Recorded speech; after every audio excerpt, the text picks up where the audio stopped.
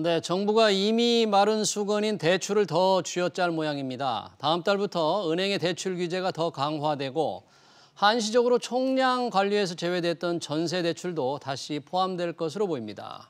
과연 정부의 포석대로 가계부채 증가세를 꺾고 부동산 시장도 안정시킬 수 있을지 토론해 보겠습니다.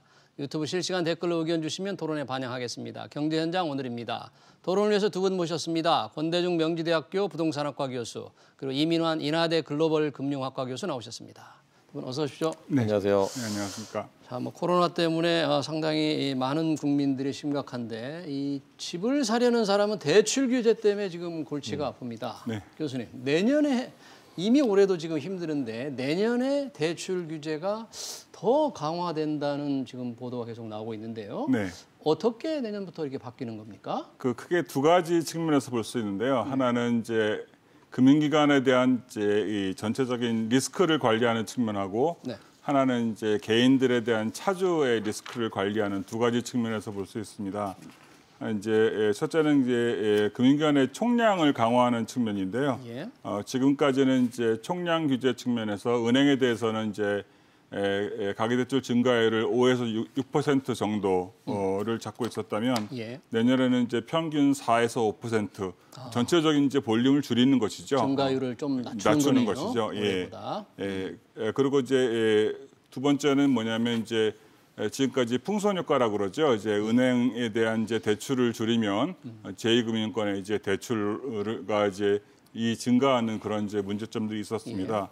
예. 그래서 이제 제2금융권의 이제 차주단위 DSR을요, 은행 평균에 비해서 예. 약간 이제 낮춘, 은행을 한 40% 정도 잡고 있는데요. 예. 지금 현재 60%에서 이제 제2금융권을 한 평균 50% 정도로 낮추는 이제 약간의 이제 차이는 있습니다만, 풍선 효과를 약간 이제 효과를 방지하는 그런 이제 것이 하나 있고요. 예. 그다음에 이제 개별 차주에 대해서는요, 원래는 2022년 7월에 시행 예정이었던 총 대출액을 이제 2억 초과부터 차주에 대한 이제 DSR이라고 합니다. 이제 DSR 적용을 내년 1월부터 시행하기로 하였고요. 그다음에 이제 7월부터는 이제 총 이제 대출액이 1억 이상인 이제 차주에 한해서도 DSR을 적용하기로 하였습니다.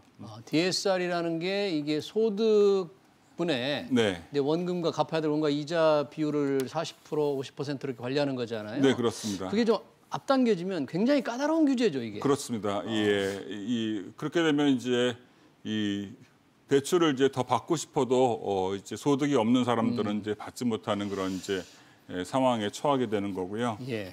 또 하나 이제 다른 문제는 이제 지금까지는 이제 뭐 카드론이라든가 그런 것들은 이제 DSR에서 제외했거든요. 예. 이제 그런 것들도 다 포함시키고 좀 아까 사회자님께서 말씀하신 이제 이 그 전세 대출 이런 것들도 전부 다 DSR에 포함시키는 전세 대출도 예. 다시 규제한다. 예, 다시 규제에 포함시켰습니다. 예. 지금 우리 이 교수님의 설명만으로도 몇 가지가 나라의 사회를 하니까 굉장히 까다로워지는데요. 권대중 교수님, 네. 자, 우리가 이 가계대출 규제에 관심을 갖는 여러 가지 이유는 이 부동산 시장에 이제 과연 어떤 영향을 미칠 것인가, 그렇지 않습니까? 네. 지금 대출 규제를 강화하고 있는데 지금 조금 이미 규제가 먹히고 있는 겁니까, 시장에? 어떻게? 아무래도 이제 11월, 12월이 비수기철이잖아요. 예. 여기에 단기적 급등에 따르는 부담감도 있고 또 금리 인상도 있지만 가장 결정적인 것은 지금 대출 규제 때문에 거래가 이루어지지 않는 게 많아요. 지금 그 대출 규제를 정부가 그 중도금 대출만 해주고 있습니다. 또 전세금 대출 막지 않았습니다. 예. 근데 내년 1월부터는 이제 전부 다 막힐 텐데 이 중도금 대출도 사실은 그 신규로 분양받은 사람에게만 혜택이 되고요. 일반 주택을 구매하는 경우에도 계약금, 중도금 잔금을 내잖아요. 이때도 안 됩니다. 그래서 이게 이제 이래 막은 이유는 부동산 가격을 안정화시키기 위해서 일단 금리를 올린 것도 있고요. 또 하나는 이제 유동성 자금이 너무 많다 보니까 올린 것도 있을 겁니다, 아마. 근데 이렇게 내년에도 만약에 대출을 곡제가 되면 부동산 시장은 분명하게 그 하향 안정세로 갈 겁니다, 아마. 너무 갑작스럽게 빠른 기간 내에 크게 옥죄게 되면 급락할 가능성도 있어요, 사실은. 근데 그런 그렇게까지 우려도 정부는 있어요. 바라지 않을 것 같은데 네. 금리 인상은 아마 금년도에 이제 안 할 것 같고요. 내년 초에 한 번 더 할 것 같습니다. 네. 예상하기에. 예. 근데 문제는 내년도 3월 9일 대통령 선거가 분기점일 것 같아요. 내년 3월 양 대통령 후보가 선거. 대출 규제와 완화를 뭐 번갈아 얘기하고 있고요. 예. 또 시장 활성화나 또는 뭐 공급 증대나 여러 가지 얘기하고 있기 때문에 예. 당장 대통령이 된다고 해서 당장 시행하는 건 아니겠지만 거기에 대한 기대 심리가 있기 때문에 그렇게 가격이 급락하지는 않을 거라고 보여지고요. 예. 가계 부채가 너무 늘어나기 때문에 아마 억제는 게 더 크다고 봐야죠. 네. 교수님, 이 가계부채 증가세가 이제 확실히 조금 줄어드는 듯한데 네. 이 자산 시장과 연관 관계가 굉장히 높습니까? 이 대출 규제와 자산 시장을 누르는 힘 아주 정비례합니까? 예, 어느 정도 연관성은 있습니다. 근데 이제 그것들이 이제 명확하게 보이기는 하지만요. 이제 확실히 뭐 이제 이 우리나라 같은 경우에는 이제 가계대출 부분들이 이제 자산 시장 뭐 이제 유가증권이라든가 부동산과 어느 정도 연관성 있게 보이기는 합니다. 그렇기 때문에 이제 정부도 이제 적극적으로 이제 가계대출을 억제하려는 그런 움직임들을 보이고 있는 것이라고 생각이 듭니다. 예. 그렇군요. 권대중 교수님이 뭐 이제 올해는 금리 인상 뭐 가능성 있고 내년에 좀 있다는데 홍남기 경제부총리가 오늘 이제 부동산 시장 관계 장관 회의를 했어요. 네. 뭐 공급 대책도 좀 얘기했는데 시장 안정에 대해서 얘기를 했던데 지금 이 서울 뭐 아파트의 경우에 좀 부분적이긴 하지만 하락 진입의 직전이다. 이런 표현을 본부총리가 조금 쓰셨던데. 과한 그 표현인 것 같아요. 그래요? 상승세가 둔화된 겁니다. 하락 반전된 건 아니고요. 예. 올라가던 주택 가격이 이제 상승폭이 줄어든 거죠. 지금 당장은. 근데 이제 사전 분양도 있고 예. 또 겨울이기 때문에 이제 비수기철이고 해서 아마 이런 그 분위기가 좀 더 확산되면 시장이 안정화될 거라고 하는 것을 좀 미리 얘기하신 것 같아요. 그러나 이제 15억이 넘는 경우에는 대출이 지금 안 되고 있습니다. 뭐 해당 규제 지역에서도 안 되니까요. 예. 그러면서도 강남 지역이나 주요 지역에서 고가 아파트는 여전히 더 고가 행진을 하고 있거든요. 양극화가 점점 더 심해지는 거 아닌가. 대출을 규제하게 되면 중서민들이 더 어려워지는 것 같아요. 예. 여기에다가 이제 최근에 12월 1일부터 15일까지 종합부동산세가 상당히 많이 부과됐어요. 네. 그러면 결국에 내년도 전세 시장이 불안해질 수 있어요. 조세 전가도 있을 수 있고 예. 여러 가지 상황이 좀 악조건으로 주택 시장은 가는 거 아닌가 하는 생각이 네. 들어요. 네. 서울이 이제 하락 진입 직전 조금 과한 표현이 아닌가 우리 권대중 교수님 말씀을 하셨는데 최근 뭐 세종시, 대구시를 보면 거기는 마이너스가 많이 되고 그러니까 있습니다. 전체적으로 네. 꺾이는 뭐 전조가 아닌가 그쪽의 하락세가. 지난해 세종시의 공시가격이 78%나 올랐습니다. 단기급등이 너무 많이 올라간 거예요. 거기에 대한 부담감도 있고요. 또 지방 같은 경우는 이제 수요에 한계가 있습니다. 공급은 계속 늘어났고요. 가장 어려운 시장이 세종시가 아니고 대구입니다.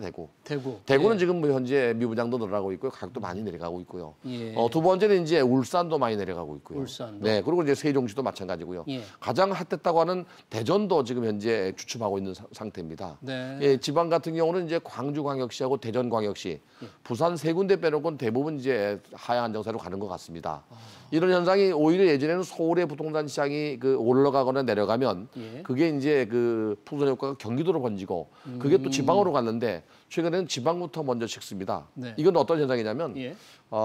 부동산 시장이 어려워지게 되면 도심지는 마지막에 가격이 안정화되고요. 오히려 외곽지부터 가격이 내려갑니다. 만약에 다주택자들을 규제 완화해버리면 오히려 수도권이나 지방 거부터 먼저 팔잖아요. 네. 서울 집을 나중에 팔게 되거든요. 네, 그래서 도심지가 늦게 가격이 내려가지 않나. 지금은 그런 현상은 아니고요. 예. 대출 규제에 의해서 지방도 마찬가지로 공급도 늘어나면서 가격이 좀 안정되는 것 같습니다. 아직은 서울에 이제 하락 그런 조짐은 아직은 없는데 이 지방에서 그렇게 보면 서울로 그럴 가능성이 하락세 있다는 얘기죠. 네. 있다는 얘기죠. 네. 이 교수님 이 네. 대출 규제 부동산 영향 상당히 민감하게 지금 시장에서 보고 있는데 네. 특히 관심이 이게 전세 대출입니다. 아까 지금 전세 대출이 뭐 총량 관리에서 지금 제외됐는데 네. 내년에 또 이 포함이 된다면 네. 전세 대출이야말로 실수요자들인데 그분들도 굉장히 곤란하지 않겠습니까? 네, 근데 이제 저희 현재 같은 경우에는요, 이제 전세 대출이 포함이 되면 어느 정도 신용도가 낮은 이제 실수요자들이 이 피해가 가는 것은 이제 불가피한 것이 사실입니다. 다만 이제 현재 전세 대출 시장에 있어서는 이제 공적 금융으로부터 임대차 보증금의 80% 정도가 이제 보증이 되고 있고요. 예. 그래서 이제 은행들이 이들 대출을 꺼릴 이유는 사실 없습니다. 이제 80% 정도 보증이 되기 때문에. 그래서 이제 올해 7, 8월 정도에 있었던 그 전세 대출이 이제 이루어지지 않는 그런 사태, 그거는 사실은 이제 총량 규제와 맞물려 있는 거거든요. 이제 예. 그렇기 때문에 보증 한도가 이제 축소되거나 이제 그러지 않는 이상 그런 이제 패닉 같은 것들은 사실은 이제 벌어지지 않을 거라고 저는 생각이 듭니다. 이제 정부가 사실 이제 어떤 이제 리스크를 줄이기 위해서 보증 한도를 갑작스럽게 뭐 낮추거나 그런 것들을 하지 않는 이상 이제 전세들 전체적인 이제 영향은 그렇게 크지 않으려 생각이 들고요. 다만 이제 아까 말씀드렸지만 7, 8월에 됐던 것들은 이제 포트폴리오 관리 차원에서 문제가 돼서 가계대출 한도가 더 차고 그래서 이제 전세 대출을 이제 못 나가는 그런 상황들이 발생이 되어서 발생되는 문제들이 있었기 때문에 이제 그런 것들을 이제 미리미리 대비한다고 하면 이제 전세 대출이 과거와 같은 그런 문제가 발생될 가능성들은 좀 낮지 않나 이렇게 저는 생각하고 있습니다. 뭐 한때 전세 대출 자금을 못 구해서 정말 아주 낭패를 겪은 분들이 많은데 전세 시장은 어떻습니까? 그 전세 시장 문제는 이제 우리 교수님 말씀대로 전세금 대출을 받아서 하는 데는 거의 문제가 없을 수 있어요. 문제는 집값이 하락해서 깡통 전세가 되는 경우가 있을 가능성이 있어요. 그럴 우려를 합니다. 네, 주택 가격이 하락하면 전세 금액이 이제 80% 90% 나갔던 것이 거의 그 깡통이 될 가능성이 있고요. 예. 특히 이제 전세 보증금에 대한 반환 보증 제도를 시행하고 있습니다. 주택도시 보존공사 같은 경우는 점점 그 최근에도 부실이 많이 늘어난다고 하거든요. 네. 뭐 SGI 그 서울보증보험도 그렇고 주택금융공사도 그렇고 이 주택 시장의 가격이 안정화되는 건 좋은데 가격이 안정화되는 것만큼 전세 금액은 점점 더 올라가고 있잖아요. 임대차 3법 이후에 내년 8월 이후에는 또 계약갱신 요구권제가 끝나는 부분은 그 규제하지 않기 때문에 가격이 더 올라가게 될 수도 있고요. 예. 그래서 사실은 전세 대출보다도 더 불안한 게 전세금에 대한 회수. 다시 말하면 비아파트 부분은 생각보다 많이 올라가 있거든요. 아파트는 빤하지만 비아파트 부분이 전세가율이 굉장히 지금 높아 있다. 그렇죠. 이거죠? 높죠. 70% 이상 가 있습니다. 예. 그러다 보니까 얼마 전에도 뭐 집단적으로 이 그 비아파트 부분에 대해서 전세 그 뭐랄까 임대 사업자 낸 사람들이 몇백 가구가 부도나는 경우도 있거든요. 이런 게 이제 가장 문제인데 예. 전세 시장은 지금 현재는 좀 안정화됐다고 봐야 됩니다. 비수기철이기 때문에. 지금 비수기가. 네, 근데 이제 문제는 1월 말 2월 달에 이제 전세 시장에 돌아오면 예. 아마도 좀 움직이지 않겠나. 네, 그 움직이는 게 그 올 봄, 내년 봄 초기에는 괜찮을 것 같은데요. 내년 8월 이후 9월 달이 문제입니다. 이제 연간 5% 이상씩 전세 보증금을 규제해온 게 다 끝나서 제한해 놨는데 다시 계약을 할 신규 때. 계약. 신규 계약을 네, 할 때. 그러니까 작년에 연gan은 괜찮은데 그 전에 들어와서 나머지 기간을 연장한 게 내년 8월 이후에 돌아옵니다. 그리고 내후년에 또 돌아와요. 그렇게 되면은 초기 임대료를 제한하지 않았기 때문에 5%씩 연간 인상하는 것을 그 이상 올라갈 가능성이 높아요. 그래 되면 오히려 서민들은 더 어려워질 수 있겠죠. 네. 자, 이 대출 규제 뭐 실수요자들 얘기를 좀 해봤는데 사실은 뭐 신용도가 좀 낮은 분들이라든지 이런 대출 은행을 높이면 피해를 입는 사람들이 많아요. 그런 뭐 신용도가 좀 낮은 분들, 뭐 이런 분들에 대한 뭐 지원을 위한 보완 대책 같은 경우는 정부는 어떻게 좀 생각을 하고 있나요? 네, 신용도가 낮은 저신용자 같은 경우에는 그 정부가 정책금융을 통해서 그런 자금들을 이제 공급을 하고 있고요. 올해 같은 경우에도 9조 6천억 정도를 이제 공급을 하고 있고 내년에도 한 10조 정도를 이제 공급을 할 계획으로 있습니다. 그다음에 이제 중금리 대출을 통해서 올해 32조 정도 공급을 했고요. 내년에는 35조 정도 공급을 할 예정으로 있습니다. 그래서 이제 이런 이제 포용적 금융이라고 할까 이제 정책 금융을 통해서 이런 이제 이 서민이나 취약계층을 통한 이제 공급들을 이제 늘릴 예정으로 있고요. 그다음에 아시는 바와 같이 이제 인터넷 전문 은행을 통해서 중신용자라든가 저신용자에 대한 공급, 그다음에 저축은행을 통한 이런 이제 틈새 시장을 통한 이제 공급들이 이제 이루어질 계획으로 있는 것으로 알고 있습니다. 중저신용자들에 대한 대출은 뭐 총량 관리에서 제외를 할 계획이라는 걸 금융위원장이 뭐 그런 얘기를 했던데. 예. 그건 뭐 바람직한 겁니까? 네. 예. 근데 사실 그쪽은 이제 리스크 관리가 사실 중요하거든요. 이제 그쪽은 이제 지금 같은 경우에도 인터넷 전문은행들이 올해 목표치가 중저신용자 신용 대출이 20%인데 사실 그 목표치를 채우지를 못할 것 같습니다. 그 정도로 사실은 그 시장이 이제 리스크 관리가 중요한 시장입니다. 원래 당초 목표치를 채우지 못하고 고신용자 대출을 우선적으로 하다 보니까 예. 그런 상황들이 벌어지고 있는 것이 이제 현실입니다. 예. 그만큼 이제 위험이 따르는 그런 시장입니다. 그러니까 이제 대출을 무작정 이제 늘린다고 좋은 것이 아니라 거기에 상응하는 이제 리스크 관리를 이제 관리 이제 시스템을 갖추고 리스크 관리에 대한 어떤 이제 그런 툴들이 이루어지고 난 다음에 양적으로 이제 늘리는 것이 필요하다고 생각이 듭니다. 네. 권대중 교수님, 지금 이제 지방의 집값은 조금 내리는 곳이 있고, 홍남기 부총리는 뭐 하락 진입 직전이 되는 표현을 썼는데, 금리가 이게 계속 오르면, 네. 뭐 지금 기준금리가 1%인데 1.5%까지 오르면 내년에 집값이 상당히 많이 떨어질 것이다. 이런 분석들이 좀 나돌고 있는 것 같은데요. 네. 혹시 그런 정상적인 시장에서는 금리가 올라가면 당연히 가격이 내려가죠. 예. 네, 수익도 주니까.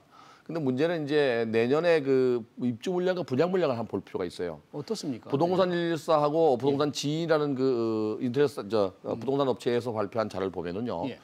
내년에 서울의 입주 물량이 12,000가구가 안 됩니다. 금년도 한 27,000가구, 6, 7,000가구니까 반 토막 나죠? 반도 안 되네요. 네. 분양 물량도 역시 마찬가지입니다. 전체적인 물량으로 봤을 때에는 2017년도 5월 9일 날 문재인 정부 출발 이후에 예. 지금까지 물량은 전국적으로 그렇게 적진 않아요. 근데 그 당시 2017년 말부터 2018, 19년도의 입주 물량들은 예. 이전 정부가 준비해서 들어왔던 입주 물량이고요. 그 이후에 공급량이 좀 많이 줄었어요. 그래서 서울 같은 경우 특히 이제 새로운 신규 입주 물량이 상당히 많이 줄어서 주택 공급량으로 봤을 때는 가격이 떨어질 수가 없는 구조입니다. 공급량으로 보면 네, 그리고 서울의 주택은 뭐 대개 10억 이상 되기 때문에 예. 조금만 더 평수가 커지면은 이 대출 기재하고 관계없이 15, 20억 정도 분양을 하고 있어요. 322군데 그 서울을 비롯한 경기도의 분양가 상한제 적용 지역도 예. 분양 가격을 적용해도 10억이 넘습니다. 그러다 보니까 일반 거래는 아마도 대출 규제를 좀 피해가지 않겠나. 이제 문제는 경기도입니다.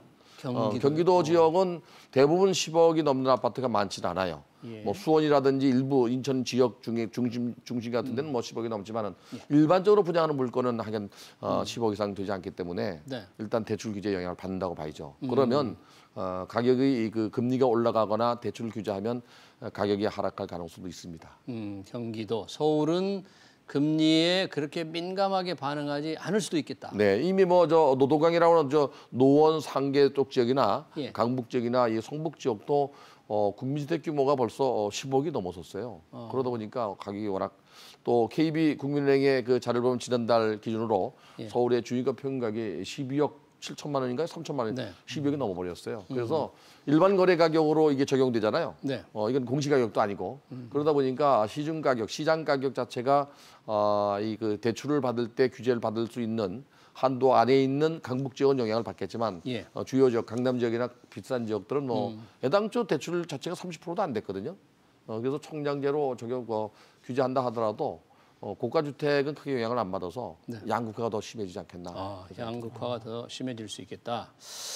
이 대출 규제 관련해서 이 교수님께 또 이 댓글 하나 올라온 게 보면 네. 대출 규제를 하게 되면 고소득자의 재산 상승만 이루어지지 않겠나. 왜 정부가 이렇게 개입을 해야 하나? 뭐 이런 질문을 하신 분이 있는데 예.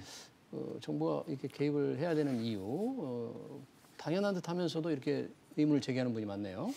네, 그 대출 규제 지금 현재 상황에서는 이제 우리나라의 그러니까 올해 2분기에 GDP 대비 가계대출 규모가 104% 정도 됩니다. 이제 우리나라가 OECD 국가 중에서 가장 높은 수준입니다. 이제 총량적으로 부동산과 별개로 하더라도 가계대출 전체 규모가 상당히 높습니다. 네. 그러니까 이거는 이제 국제기구를 비롯한 이제 전 세계 주요 기구들에서 우리나라의 가계부채에 대해서는 이제 걱정하는 하는 목소리를 내고 있고요. 예. 그래서 이제 대출 규제라는 것들이 이제 지금 나오는 거고요. 예. 그래서 이제 단순하게 뭐 부동산을 떠나서 이 가계부채의 전체적인 규모가 워낙 크다라는 것을 이제 인식을 하게 되면 그것들이 이제 줄일 필요가 있는데 예. 그것들 이제 어떻게 줄일 것이냐에 대한 문제이지 전체적인 규모는 이제 크다. 그것들이 이제 대부분이 우리가 이제 사실은 이제 유가증권이나 이런 자산에 대도 들어가지만 우리나라의 대부분의 가계부채는 이제 부동산과 연관이 있기 때문에 예. 그것을 이제 미리 줄였어야 하는데 그거는 이제 뭐 사후 약방문이니까 차후 예. 추더라도 지금 와서라도 이제 그 부채를 줄이는 노력들을 기울여야 한다는 것이 이제 제 생각이고요. 예. 정부도 그런 생각을 갖고 있는 것 같습니다. 금리의 영향을 우리 권 교수님 이제 서울의 경우에 좀 크지 않을 수 있다고 했는데 만약에 내년에 한국은행이 이제 기준금리를 올리면 대출금리도 따라서 올라가잖아요. 네. 그러면 이 갚는 사람들 이자 부담이 심각하니까 지금의 이 하락 전환을 좀 가속화시키지 않을까. 중저가 아파트는 영향을 받죠. 금리가 올라가면 뭐 대출금리도 올라가니까 예. 변동금리로 돼 있을 경우에 예. 고정금리는 관계가 없겠지만 변동금리로 됐을 때에는 금리가 뭐 0.25% 올라갈 만큼 가계 부담이 가지요, 사실은. 특히 이제 갭 투자하는 사람들이 문제입니다, 이게. 예. 이 대출을 자꾸 규제하게 되면 갭 투자를 전세 안고 사는 그 갭 투자가 더 늘어나요. 전세 제도가 좋은 점도 있지만 이렇게 나쁜 점도 있어요. 예. 근데 이제 대출 규제를 하지 않고 놔두면 뭐 양쪽 다 문제가 되지만 예. 대출 규제가 이제 그런 문제가 있고 또 한 가지는 이제 이 대출 규제를 함으로써 오히려 이자 부담이 늘어나면 전세가 반전세나 월세로 전환되는 게 속도가 빨라져요. 그러니까 어떻게 보면 뭐 조세장가처럼 예. 월세를 올려서 이렇게 가계 부담을 덜기 위해서 그런 것들이 이제 가속화되는데 예. 아무래도 대출 규제는 뭐 교수님 말씀하신 대로 줄이긴 줄여야 됩니다. 워낙 많습니다. 그게 또 주택담보대출 자체도 뭐 900조 원 넘나니까 사실은 그 급락할 때 너무 많이 급락해서 은행의 문제가 될 수 있거든요. 예전처럼. 그래서 연착륙이 될 수 있는 정부의 정책, 지속적 정책이 필요할 것 같아요. 네. 내년에 한국은행 기준금리 뭐 지금 연 1%로 지금 올라와 있는데 어떻게 이 교수님 예상을 하십니까? 또 한 두세 차례도 올릴 것으로 이렇게 보십니까? 네. 한은이 올해 지금 이제 기준금리가 1.0%인데요. 내년에 제 생각에는 한 뭐 두세 차례 정도 상반기에 뭐 두 차례, 하반기에 올린다면 한 차례 정도 올릴 것으로 예상이 됩니다. 그렇게 되면은 코로나 이전에 가장 높았던 때가 1.75% 정도거든요. 예. 그 정도 수준까지 올릴 수 있지 않나 생각이 듭니다. 예. 물론 이제 인플레이션도 있고 이제 한은 총재가 얘기한 이제 부동산에 대한 어떤 우려, 부동산 가격에 대한 우려도 있고 지금 이제 미국의 테이퍼링이 어떻게 진행되는지 국제적인 정세에 대한 움직임도 있습니다. 이제 여러 가지 고려해야 될 변수고 특히 또 이제 코로나 상황이 지금 이제 어떻게 내년에 진행될지가 사실 그것도 하나의 이제 리스크 요인인데요.